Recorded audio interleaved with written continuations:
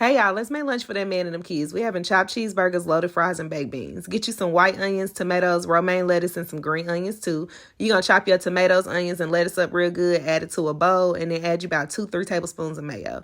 Now, I was running out, so I had to use what I had available.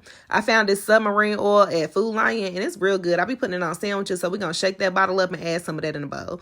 Mix it up real good and put it to the side. Now go ahead and get you some baked beans, whatever kind you like. Add them to a pot with some chopped up bell peppers and onions, a little squirt of mustard, a pinch of brown sugar, some black pepper, and I added a little bit of that Sweet Baby Ray's sweet and spicy barbecue sauce.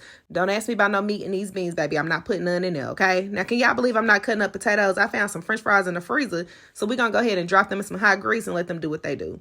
Now y'all know I like to cook my bacon in the microwave. It comes out perfect every time. Do yours the way you like to do it. And while your bacon cooking, go ahead and get your ground beef, and I'm going to teach you some hamburger math. Okay, so this is about a pound of ground beef. We're going to hit it with some of that Weber's Flavor Bomb and a little bit of black pepper. We're going to add a little bit of onions in there and some garlic powder, and we're going to mix it up real good. Now, if we was making regular hamburgers, we would add an egg so it could stay together. But since we're not, we're going to do it like this because it's a chopped cheese.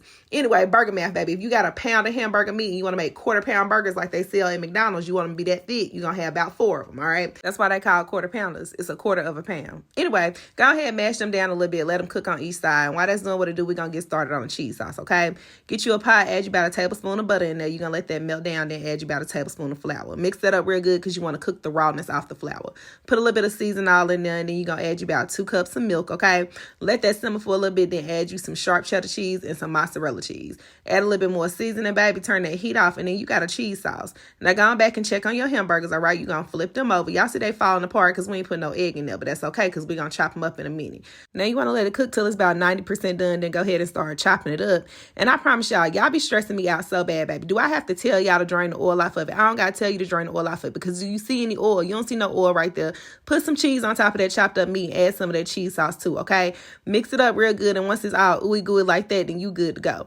Go ahead and check on y'all bacon. I told you it come out perfect every time. You're going to chop that up into little pieces because we're going to put that on top of the french fries, okay? Speaking of the french fries, baby, they done. Go ahead and hit them with a little bit of Cajun seasoning. Then you can go ahead and put them on a plate. Make sure you add a good amount of that cheese sauce right on top. Put you some of them tomatoes and some of them green onions too. Add you some of that bacon on there, and then put you a little dollop of daisy. And I went ahead and grilled up some of them buns with a little butter in a skillet. Go ahead and add that meat on there, and you might as well put a little bit more cheese sauce too.